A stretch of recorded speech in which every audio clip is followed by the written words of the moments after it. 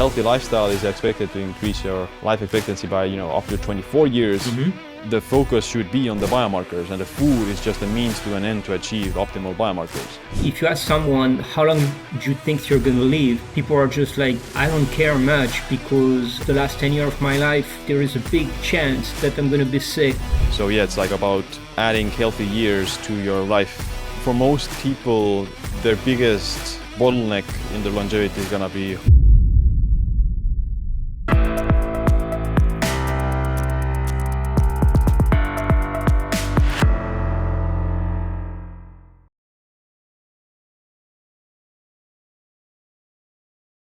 Welcome to the No Plan B podcast. Today, I'm very happy to have Siim Land because he's coming up with something very, very exciting that is very trendy as well.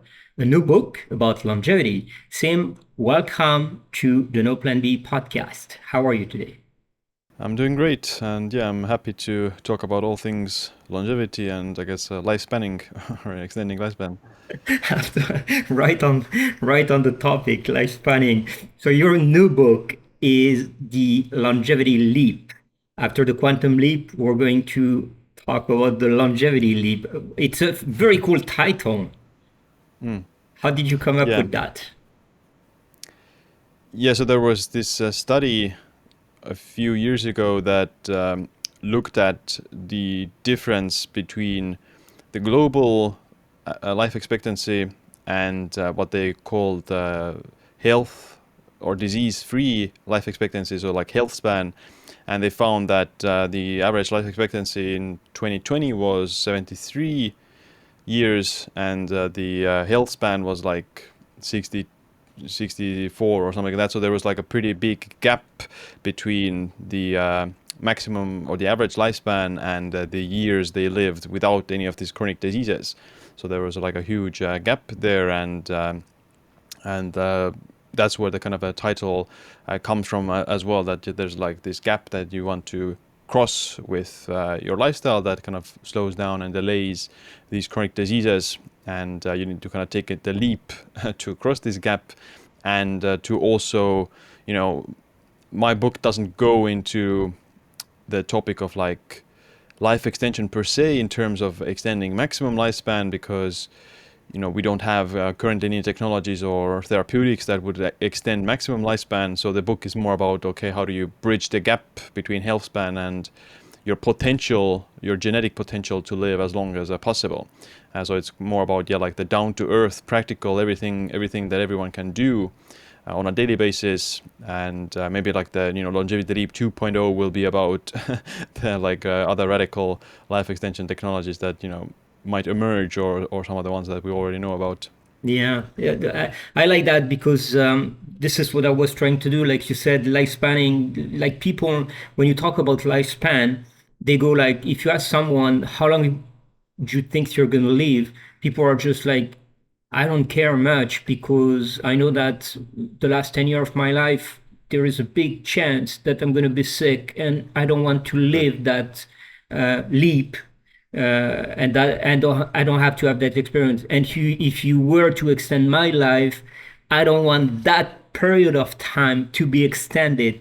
So for you, what you mean in this, to make it simple, is like you're changing the trajectory of lifespan. Instead of going straight and then a decay that is all about 10 years, you extend that and you have a fulfilled life up to the end, correct?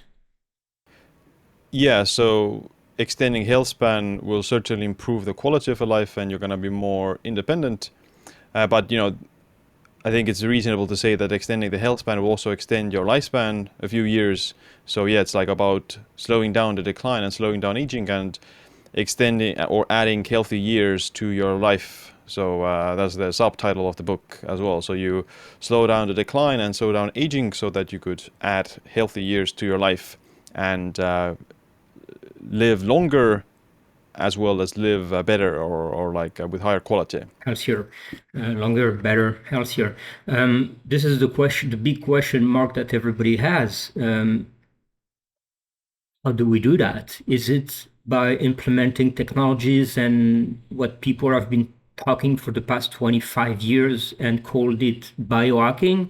Or is it more Mm. using natural behaviors, element, food, nutrients, and everything that is around us from our environment and what the planet has to offer? What's your take on that? So for most people, their biggest bottleneck in their longevity is gonna be heart disease. Mhm. So heart disease is the number one killer in the world, and depends on the region, but it's gonna be something like 15 to 30% of people will die to heart disease. So yeah, that's gonna be the biggest bottleneck in how long their maximum lifespan is gonna be, and the average age of a heart attack is something like 64, so in their 60s, and that's like the first hurdle that you need to cross, because you can't reach the age of 100 if you get a heart attack in your 60s. So to reach the age of 70, you need to make sure you don't die in your 60s, and to reach the age of 80, you need to make sure you don't die in your 70s. So I think just by virtue of minimizing the risk of heart disease, a lot of people will, just by virtue of that, add, you know, at least like 5, even more, 10 years to their life expectancy, just because of eliminating this bottleneck. And a lot of, like, the majority of heart disease cases are preventable. So it is, it is like a ubiquitous phenomenon in humans. Like, it's not a modern disease only. You have, ancient humans and hunter-gatherers, and like some of the ancient mummies also show of these signs of atherosclerosis and heart disease. So it's not necessarily a modern disease. It's just that the modern environment, it kind of has accelerated, and we can certainly minimize the kind of prevalence or the risk of heart disease with the proper lifestyle. And it doesn't have to do with a lot of very fancy things, like even just the kind of fundamentals, like maintain a normal body weight, exercise regularly, get regular 7 to 8 hours of sleep, manage your stress, manage your cholesterol, manage your blood sugar levels, and those kind of things. So heart disease, it has a lot of nuances and a lot of like problems, but it's not as complex as something like cancer Or or Alzheimer. neurodegeneration, Yeah. which both don't have any cure right now. There's Right. no cure for heart disease as well, but you can effectively like uh, slow down its progression, even if you have developed this atherosclerotic plaque buildup, and you can also live with it quite long. One amazing story about this is this US runner, Orville Rogers, who was a pilot, and in his 50s, his doctor found he had like a blockage in his heart, and he had heart disease essentially. And he started running, exercising, and he lived to the age of 102. And he even broke the world record for the 100-year-old group in the 60-meter sprint and the 400-meter run. So he really like beat the odds in that Yeah, sense, that it's the he living saved proof, yeah, that you can so he reverse. lived with heart disease for 50 years and still reached, elite level of fitness for his age group at the 100-year-old Yeah. age group. Do you think that our body was designed because like if you look at what Brian Johnson is doing, or some people on the radical life extension, they're talking about like making people immortal almost.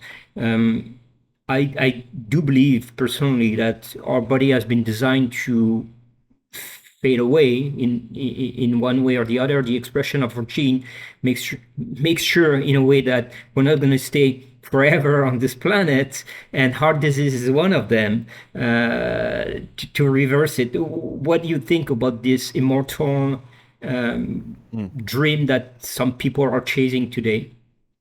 Yeah, so I have a background in anthropology, and I am fascinated in that idea. It's like one of the things that got me interested in longevity or thinking about it as well.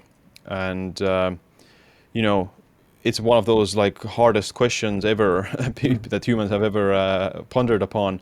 And obviously we don't have any answers to that yet.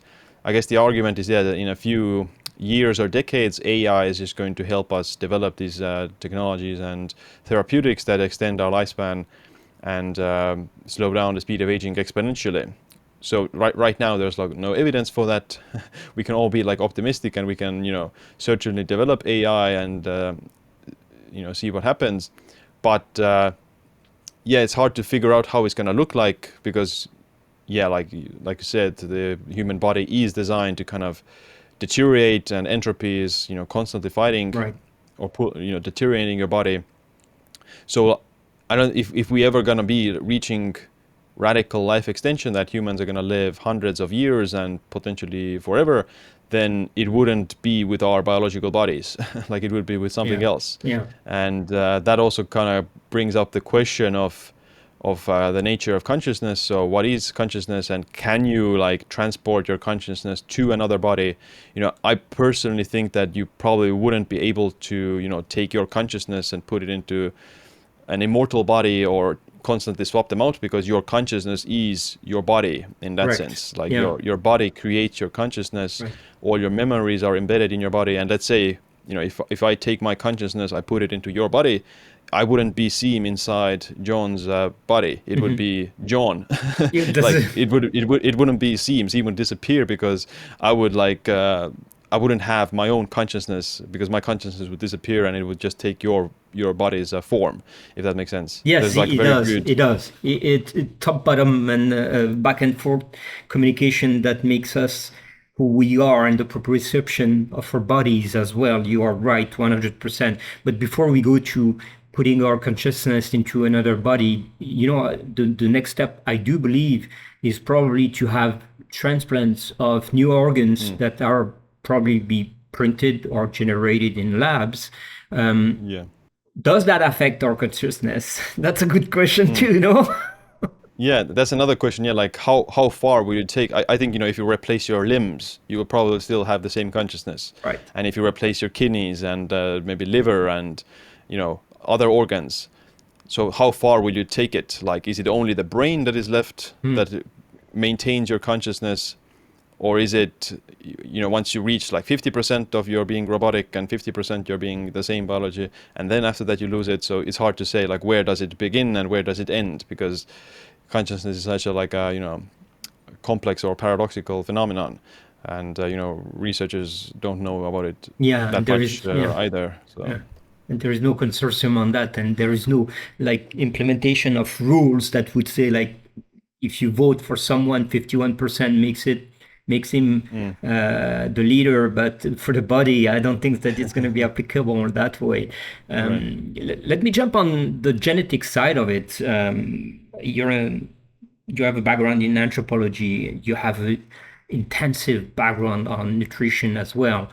Now, some publications say that the human body as it is today is designed to live for about 130 years. Like you said at the beginning of this podcast, we live about 80 average. Okay. We're missing all these years somewhere. Why is that? So the human body, yeah, is speculated to have the potential to live, even up to like 150. Right. Some people think that 120 was the limit, but then this John Calment broke it and lived Yeah. to 122. So you don't necessarily know where the limit exactly is, but yeah, something around there, 120, 30. I think most people don't reach that because of their genetics. So genetics is very powerful for longevity. So the reason John Calment lived so long is because she had like excellent genetics, and there was like, I looked at some of the studies that looked at the mathematical possibility of her making to the age of 122, and it was like, something like 3% or something, because her parents and grandparents were already living longer than their peers. So she just was born at the right time, Right. With where the right there was genes. enough Yeah. medical technology that prevented her from dying to infectious diseases. Now in the modern world, we probably already have people who will break that record. So they are speculating that someone in the next few decades will break her record, but it's just that they haven't been alive for that long yet. So anyone born after the First World War is going to be probably the one who breaks the record, but they still need to live for the next 20 years more to reach that record. Yeah. So I think, yeah, genetics is just so powerful, and they also look at the studies where the offspring of centenarians. So if you have a parent who lived to the age of 100, then your likelihood of also reaching the age of 100 is like, I don't remember the exact percentages, but it's like, 40 to 50% higher than the Higher, other yeah, right. population. And you also have like 60 or 80% lower risk of heart disease if you Mm-hmm. have centenarian parents. So genetics is very Yeah, powerful. that And, is called, yeah, it's called luck in a way or the yeah, other. Yeah, yeah. And yeah. talk So most people just have like the average or mediocre genetics. And maybe in the maybe, future we'll yeah, be able to figure out, okay, what is the specific genes, and because there are hundreds of them, we don't know exactly one. We don't know. There's no one gene that controls this. correct. The So there's longevity hundreds of them. gene doesn't exist, or it's a combination of Yeah. multiple genes. But that takes us right into the topic I want to talk with you, Sim. Genes. Your grandfather died very young, and you've Mm. been saying when you started your career that you don't have that luck of having the right genes, but you are the living proof that you are reversing and changing those genes. You're recoding yourself. Yeah. So my grandfather did die to cancer when he was 36, Mm-hmm. which is already like 2 decades earlier than the average age of colorectal cancer death. So yeah, I don't know. I think he didn't have like very healthy lifestyle. So, and also he lived in the former Soviet Union Republic of Estonia, Mm-hmm. or Soviet occupied Estonia. So it's they didn't have any good healthcare back Right. then, and he smoked and he drank alcohol, I would imagine, as well. So it's hard to tell how much was it lifestyle and how much was bad luck, and how much was like genetics. I don't I don't have any good longevity genetics in my other family members, so no one has lived to like age of 80. And I don't think I have the potential to live to like some 120 years of age, with the current technologies right now. So like, my best bet to live the longest is to just stay alive for as long as possible and slow down my speed of aging, so that you know because there is going to be some breakthroughs in some of these medical technologies, Yeah. and then that might can help to like But you, extend my lifespan even yeah, more. But yeah, I'm not like super attached to the idea. It's more about, yeah, just making sure that I don't die in my 30s or 40s. yeah.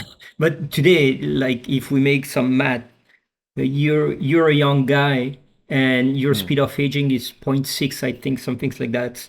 So literally, you're already on the same average lifespan as most people on this planet, and you keep improving your life. Mm. So Right. when you say you're not set to live 200 and something, I would say that you are probably, if you keep going that way for the next 20 years, even if technology is not changing that much in 20 years, which is going to be, of course, not the reality, but you would definitely exceed the 100 mark for sure. Mm. Yeah, possibly, for sure. Like I'm not going to plan on making like unhealthy changes to my lifestyle, and I am still always very mindful about my biomarkers and tracking them. I think that's one of the key aspects to longevity. Is that the first step is to delay the chronic diseases that kill people in Hmm. their 60s and 70s, and if you track these things early enough, then you can see your trajectory. Hmm. So another good example is from my other family member who recently got diagnosed with type 2 diabetes, and they hadn't gone to the doctor in the last 10 years or so, so they had to go because of work assignment or like work checkup, and they got diagnosed with type 2 diabetes because their blood sugar was super high, something Wow. like 300. So which is if he had checked his blood sugar even once a year, he would have seen, okay, it's starting to creep up, and he would have maybe caught it when the blood sugar was 130, 140. Yeah. His doctor would have already told him that he has diabetes. But now that it's 300, then it's going to be harder to kind of reverse that, and it has already caused more damage. Yeah. Whereas Fatty if he had livers. had diabetes for only 1 to 2 years and reversed it, then the damage to his health would have been much smaller. Whereas now he has had it. We don't know exactly when he got it. I mean, he maybe got it for the last 8 years or 5 years, All six right. years. But the longer you have a particular chronic disease like hypertension or diabetes or kidney disease, then the more years it's going to take off your life. So Right. if you detect it early enough, you make the changes and you fix it, these biomarkers, for example, and then you're also just avoiding the burden of these chronic diseases on your health and like your like I Yeah. guess your reserve, your like longevity reserve. Yeah, it's true. Yeah, yeah, yeah. Like what you have in bank for the future. So you can adjust your life expectancy, which is right the topic of your book, actually. Is this book some sort of a guideline for people to implement a daily changes and daily routine to make sure that they are taking the most of what is available out there? Mm. Can we consider it as a guide? Yeah, so the book is divided into 24 chapters, and I Mm-hmm. walk you through all the like major chronic diseases, heart disease, diabetes, kidney disease, neurodegeneration, and some other aspects of chronic diseases like inflammation and hypertension. So I walk through the like pathology of these diseases and what increases their risk and what reduces their risk. What are the optimal biomarkers for these Mm. diseases? What are the like like most powerful activities for them? So it gives you like like not necessarily a guide, like a step-by-step guide, but it tells you like, okay, this is the formula for preventing these chronic diseases and the actionable steps to achieve them. And I also walk through the most important parts of not necessarily like natural ways of longevity, but the most powerful longevity methods we know right now, which are exercise, maybe sleep, and some supplements and Yeah, dietary practices. So these are the like you don't need thousands of dollars to I love do that. those things, and walk through the research on okay, this is the optimal way of exercise based on the research right now, like how much, what types of exercise, and with diet, here's the dietary patterns linked to lower risk of heart disease and Alzheimer's, and a few of the supplements as well that might be worth it. So I don't go very heavy on the supplements in the book because, yeah, there's not that much evidence for No, most of the supplements out there. So there's only like a right. handful of them that actually work. Yeah. So exercise, you do gymnastic. It's some things I do as well.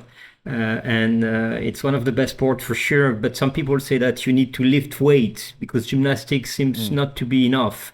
What do you think about of that? So yeah, I guess the main purpose of gymnastics or weightlifting is resistance. So they Hmm. do this resistance training, which increases bone density, muscle mass, and muscle strength, and improves insulin sensitivity and metabolic health.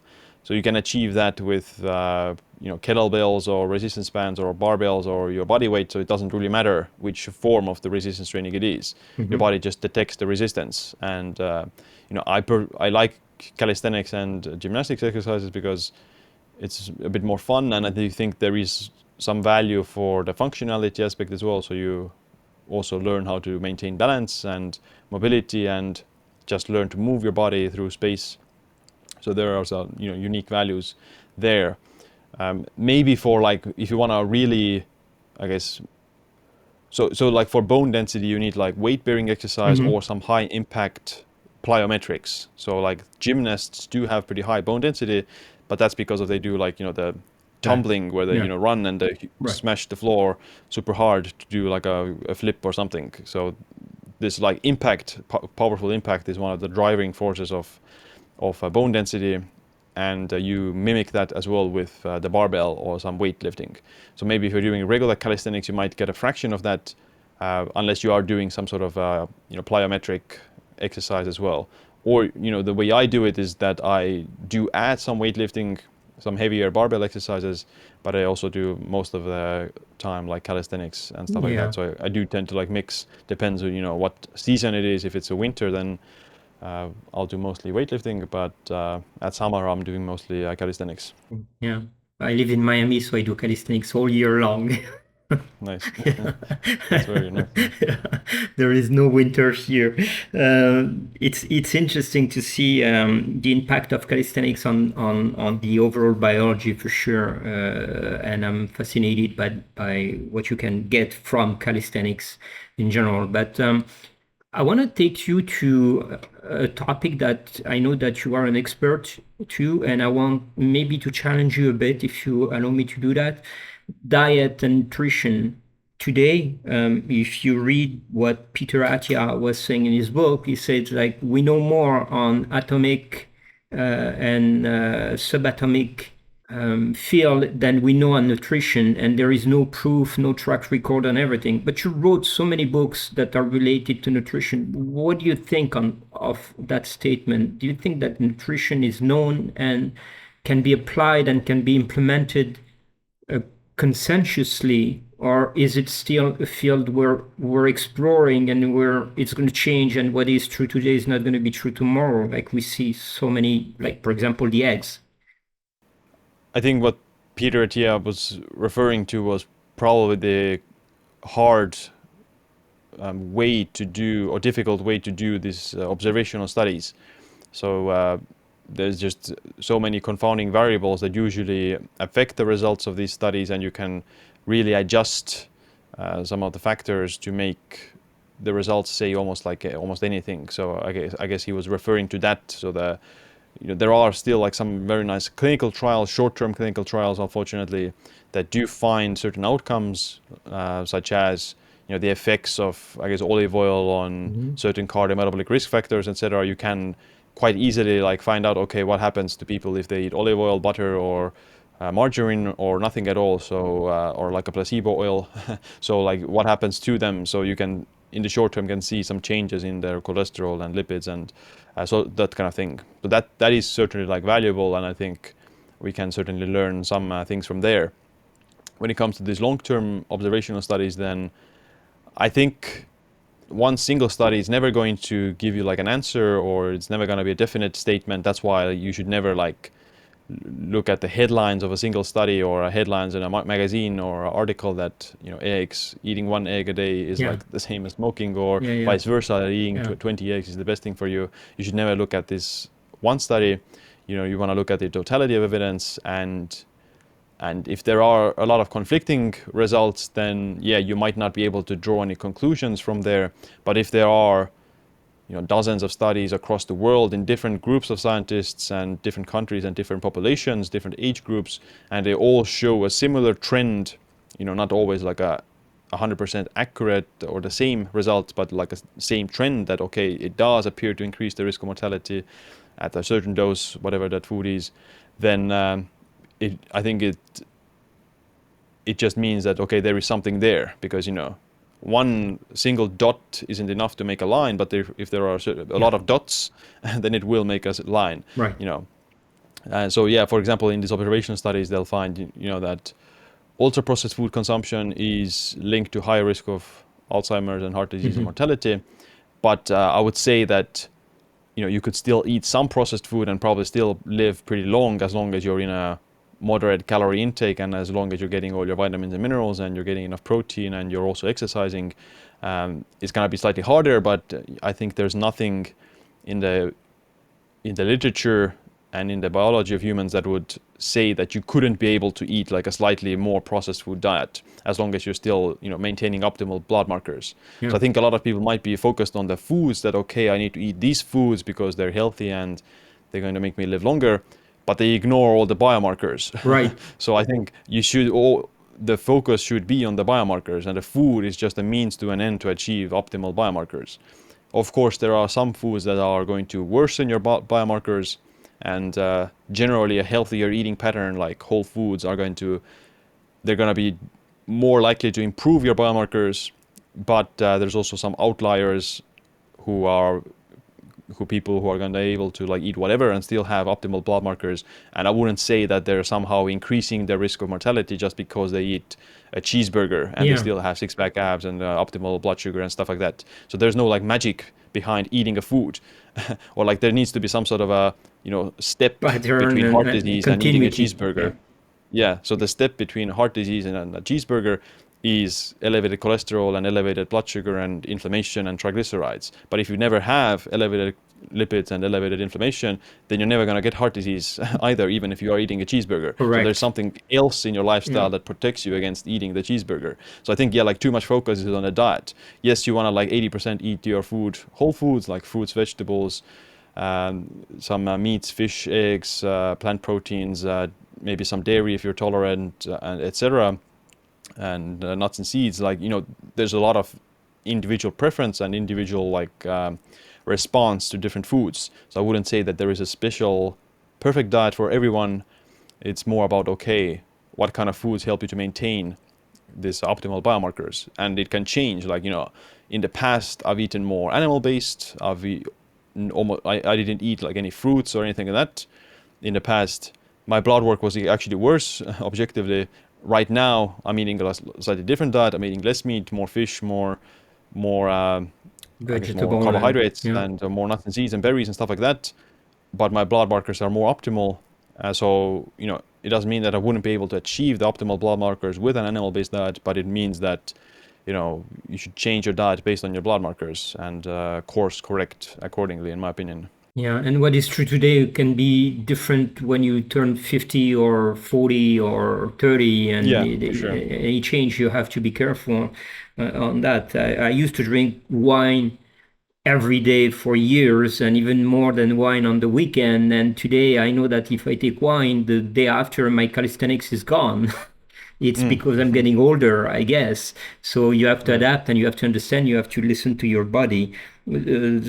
I think that, this is what you described is exactly the effect of social media. When they take a burger and they say, this is poison, it's going to kill you. Mm.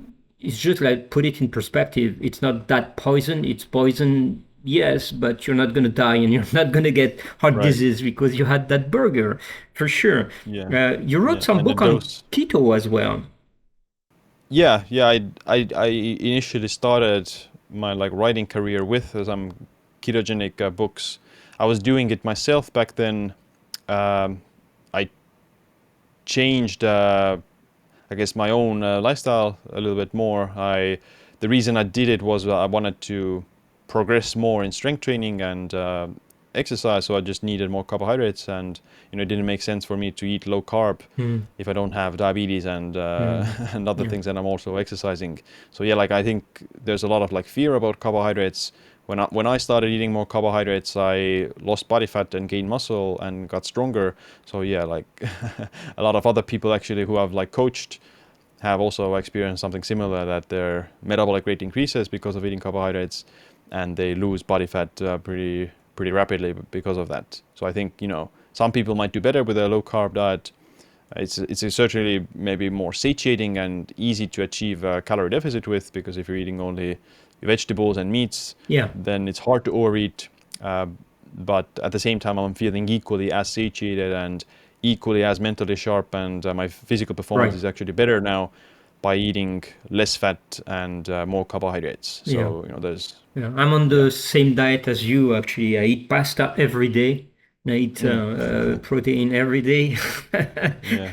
Yeah, and I'm 7%, 6 to 7% body fat, and it's been like that for 20 Right. years, more than 20 years. Right. So that's it. You're right. Yeah, people forget to put in perspective that a pound of meat, of like protein based flesh, will burn 6 calories per hour, and a pound of fat, it's only one. So like you see people that are overweight and they say, oh, I need to eat more calories, but they're all with 30 or 35% fat.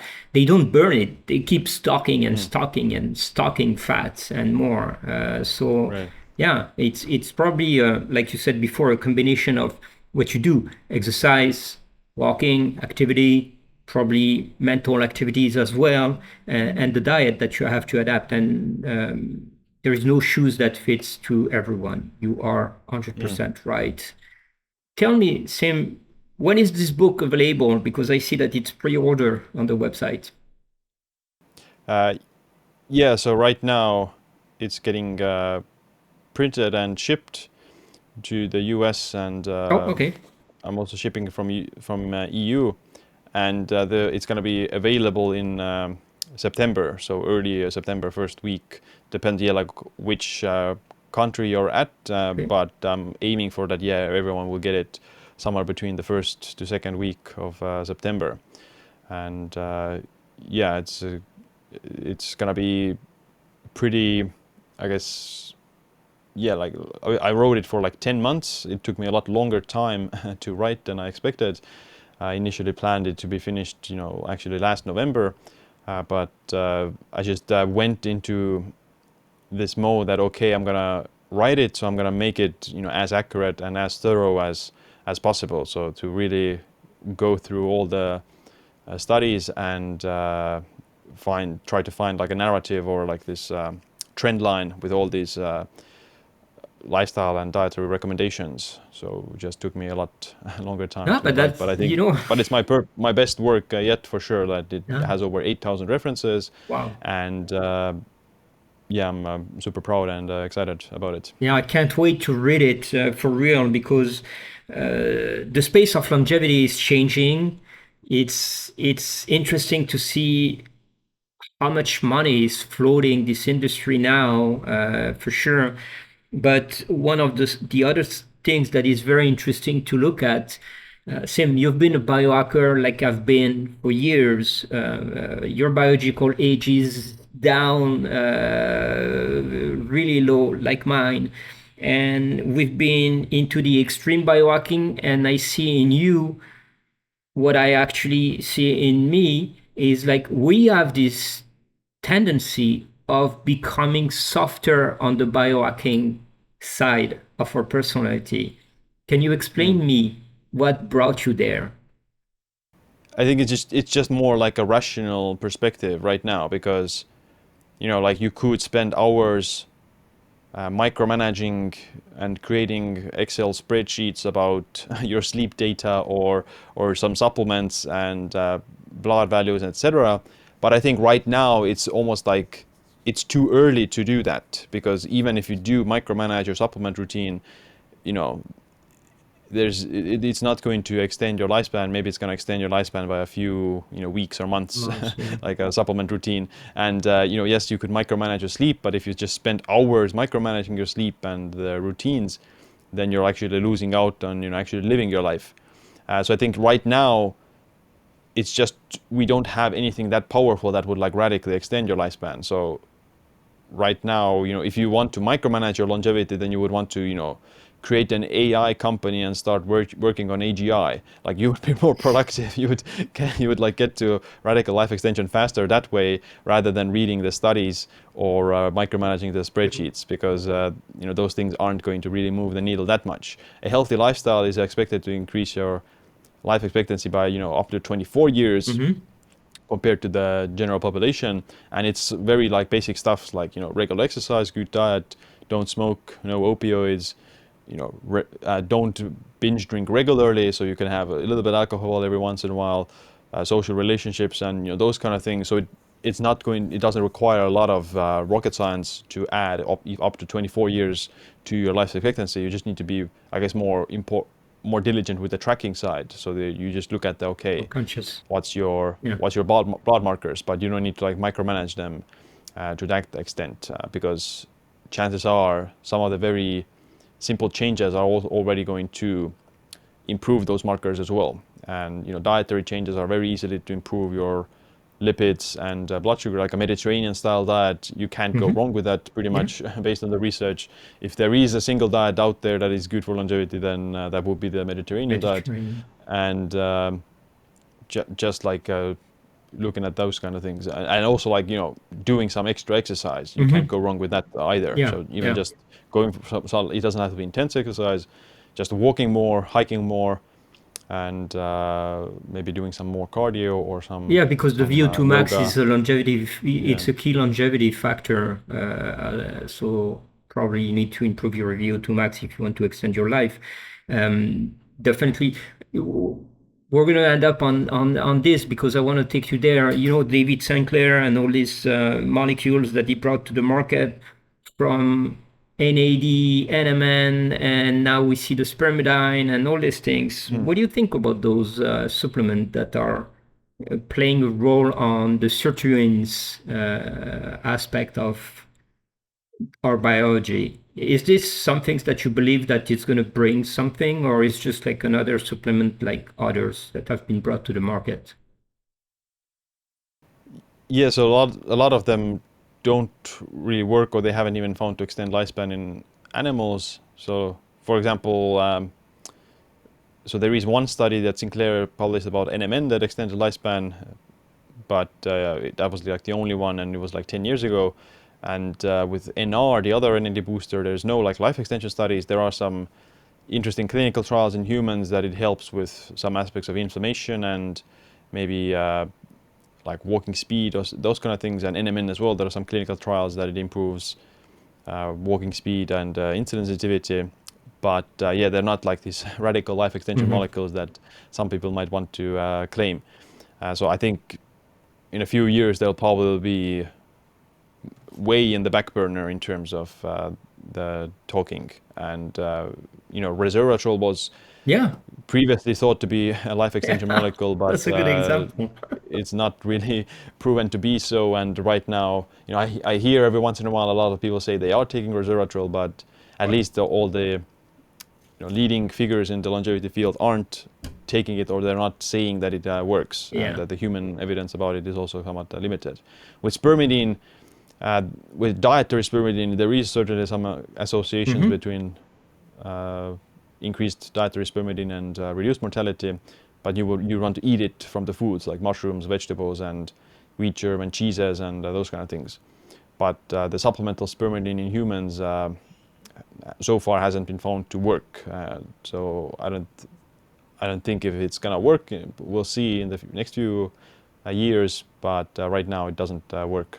Okay, thank you, Sim. A question for you, and my last question is going to be: would you go biomarkers? You've been speaking about biomarkers all along this podcast. Would you go biomarkers or biological age?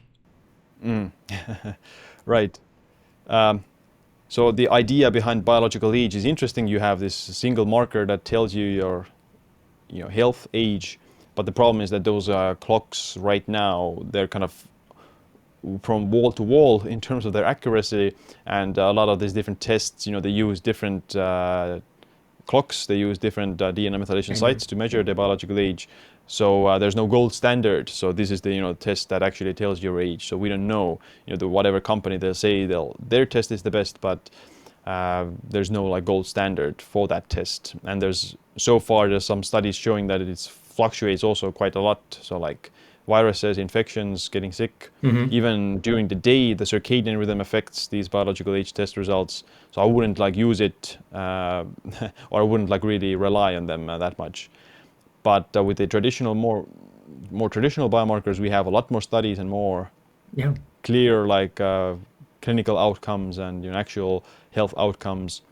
So yeah, I would much rather look at those. So Okay. like Biomarkers. blood sugar, hemoglobin A1C, inflammation, immune cells, liver enzymes, kidney function, lipids. There's All of dozens of them. them, Yeah. Way and they're deep. much cheaper as well. You could measure like literally 180, 200 biomarkers for the same price as one of these biological age tests. True. So True. yeah, it's not a hard sell Not a in my hard eyes. sell, like you said. So true. Okay, Sim, let's get people to order your book. Where can they order this book? Yeah, it's at thelongevityleap.com, and yeah, that's where they can pre-order it. They also get some bonus chapters with it about the skin aging, and more detailed routines about my own personal day-to-day life as well in terms of biohacking. Perfect. Thank you so much, Sim.